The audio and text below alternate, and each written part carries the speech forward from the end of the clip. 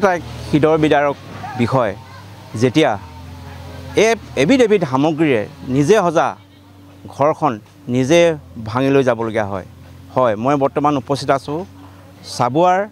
যি বালিজান অঞ্চল সেই বালিজান অঞ্চলত মই উপস্থিত আছোঁ আৰু এই বালিজান অঞ্চলতে বানপানীৰ পিছতে আজি দীৰ্ঘদিন ধৰি ইয়াত গৰাখহনীয়া হৈ আছে যাৰ ফলত ইয়াৰ যিসকল স্থানীয় বাসিন্দা আছে এইসকলে নিজৰ মাটি ভেটি সকলোৱে আজি হেৰাবলগীয়া হৈছে নিজে সজা ঘৰখন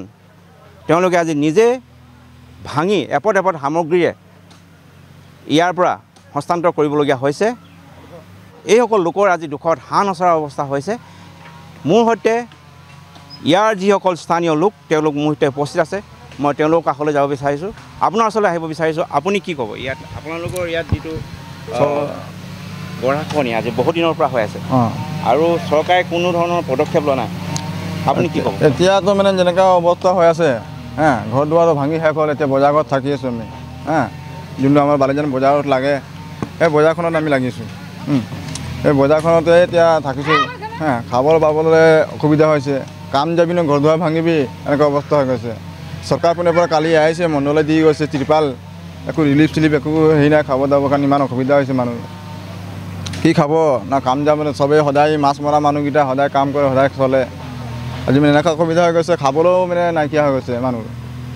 আৰু ঘৰ দুৱাৰটো আৰু কি ক'ব চাই পাইছোঁ আপোনালোকে চাহে এতিয়া এইখিনি চাহখিনি গ'ল মণ্ডলে এইখিনি চাহখিনি গ'ল গাঁওবুঢ়া এইখিনি চাহখিনি গ'ল কালি মণ্ডলে আনি দিছে ত্ৰিপালে গাঁওবুঢ়া লৈখিনি লৈ আহিছে ত্ৰিপাল মানুহ ত্ৰিপালো খাই থাকিব ন খানা খাই কিনি মানুহ থাকে আপোনালোক নিজে কওকচোন হয় এইসকল লোকৰ যি দুৰ্দশা সেই দুৰ্দশা দেখি সাধাৰণ মানুহৰ হৃদয় কান্দি উঠিব নিউজ লাইভৰ দৰ্শকসকলক এই দৃশ্য দেখাব বিচাৰিছোঁ চাওক কেনেদৰে নিজৰ ঘৰখন তেওঁলোকে নিজে ভাঙিবলগীয়া হৈছে আচ্ছা এই যিটো আপোনালোকৰ অঞ্চল এইটো অঞ্চলটো আপোনালোক কেন্দ্ৰীয় মন্ত্ৰী সৰ্বানন্দ সোণোৱালৰ ঘৰৰ ওচৰতে আছে হয় তেওঁ এই ক্ষেত্ৰত কিবা এটা পদক্ষেপ লৈছে নেকি এতিয়ালৈকেতো নাই লোৱা একো লোৱা নাই আমাৰ MLA ছাৰে আহিছিলে এওঁ আহিলে ছাৰ্ভে কৰিলে গ'ল কিবা এটা আমি উপায় লগাই আছোঁ বুলি ক'লে এতিয়ালৈকে আমাৰ মানে এনেকুৱা উপস্থিতি হৈ গৈছে যে মানে ক'ত যাম ক'ত থাকিম মাটি বাটি নাই বাগানত কাম চাম যায় আমাৰ চাকৰি এনেকৈ নাই বাগানত ক'ত যাম ক'ত কেনেকৈ কি কৰিম বুলি একো মানে আমাৰ সুবিধা নাই হোৱা এতিয়ালৈকে এতিয়া বজাৰঘৰত যোনটো মানে আমাৰ বালিজান বজাৰ লাগে যে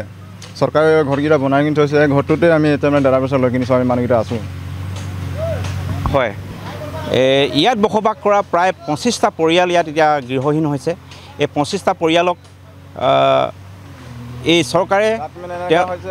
লাইট দিব বুলি কৈছিলে লাইট চাইট নাই একো কেবল চিবল নাই দিছিলে চৰকাৰে পিনে কোনো একো খুলি কিনি থৈ দিছে